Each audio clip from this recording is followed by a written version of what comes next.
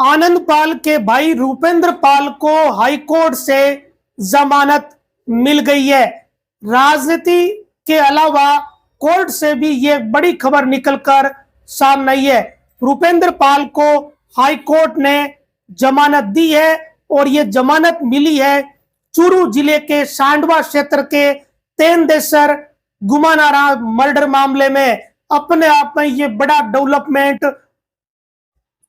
है, क्योंकि आनंद पाल पर बीकानेर जेल में जो हमला हुआ था उसी मामले से ये मामला कनेक्ट है।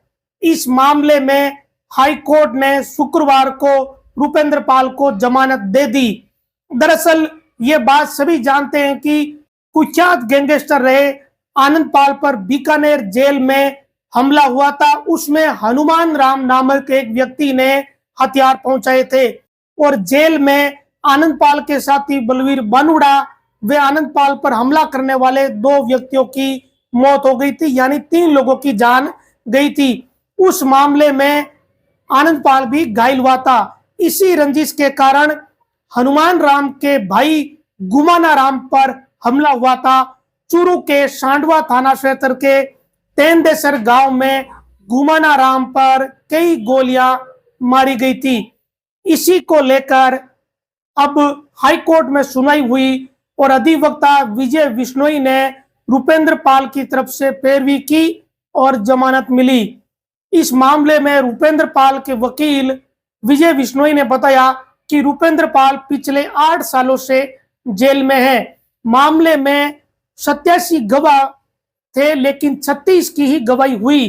कोर्ट ने कहा कि सरकार की नाकामी की वजह से ट्रायल पूरा नहीं हुआ।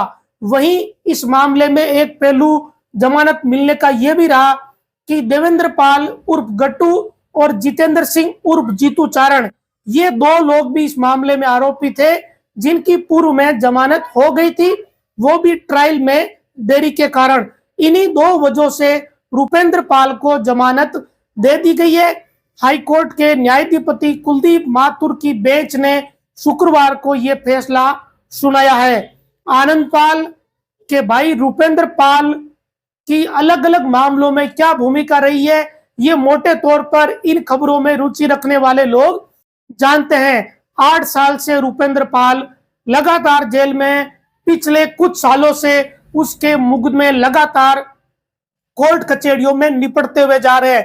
कहीं जमानत मिली तो कुछ मामलों में बरी भी हुआ और इस मामले में यह गंभीर प्रवृत्ति का मामला रहा।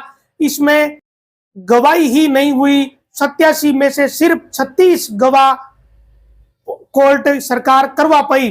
87 गवाह में से अगर 36 की गवाही हुई तो फिर इसे सरकार की नाकामी कोर्ट ने मानते हुए कहा कि ट्रायल पूरा नहीं हुआ है, आदमी 8 साल से जेल में है। इस तरीके के मामलों में लंबे समय तक जब कोई आरोपी जेल में रहता है तो फिर जमानत होती है, जब ट्रायल ही ठीक से नहीं हो रहा हो।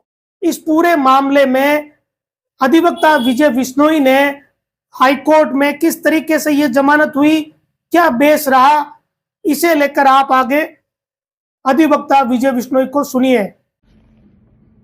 आज रूपेंद्र पाल सिंह की जमानत याचिका माननीय उच्च न्यायालय ने स्वीकार की है, जिसमें 2015 के गुमानाराम मर्डर केस से संबंधित था।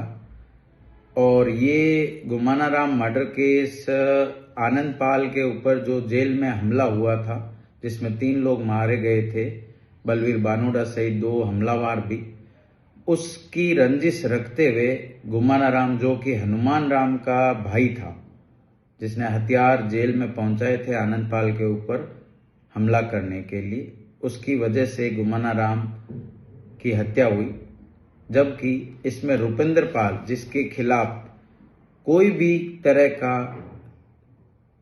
सबूत और साक्ष्य पुलिस पिछले 8 सालों में नहीं जुटा पाई थी और बार बार अपने बयान बदलने के वजह से, और पिछले 8 सालों में सिर्फ 36 गवाहों के बयान लेखबद्ध हुए 87 में से, तो माननीय उच्च न्यायालय ने जो पिछले 8 साल जो लंबी कानूनी प्रक्रिया के अंदर भी किसी भी तरह का कोई भी सबूत जो रुपिंदर पाल को इस मुकदमे से जोड़ता हो लेकर नहीं आ पाए, जबकि आज तक जो इस केस का संबंधित जांच अधिकारी है वो अपना बयान देने तक नहीं आ पाए।